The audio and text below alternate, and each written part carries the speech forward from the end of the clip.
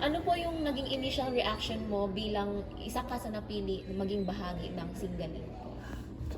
Ano po, nung nalaman ko po na parte ako ng season 3 ng Singaling is, ayun, natuwa po ako, syempre, dahil blessing siya. And syempre, kailangan natin ng kailangan natin ng Diyos.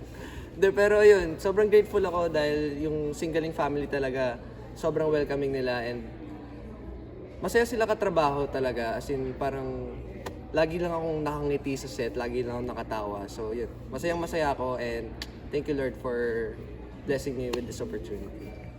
Tingin mo po ba isa siyang big break po ng inyong growing career?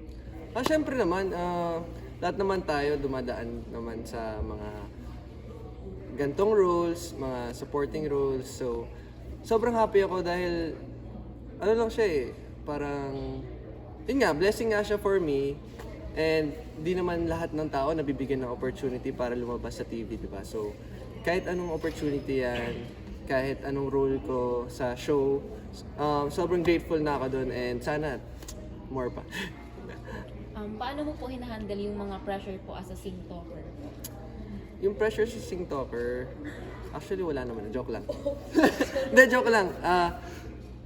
For me, ano lang, dasal lang. Hindi, pero yun, hingi lang po tayo ng gabay sa mga matatagal na sa industriya katulad ng mga joke bosses, sing masters, at syempre kumukuha rin ako ng lakas sa mga kasama kong Sing Talkers sa show.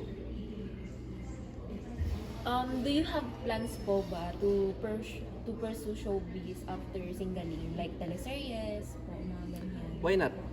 De, pero depende kung mayroong opportunity and syempre depende rin sa pulso ko kung kung take ko ba yung kunyari yung role na ibibigay sa akin, edi why not? Open naman. Hello mga kapatid at kawit bahay, iniimbitahan ko po kayo na manood at abangan ang Singaling Season 3. Dito lang yan sa TV5 every Saturday 5:45 PM at 1 hour and 30 minutes po yan.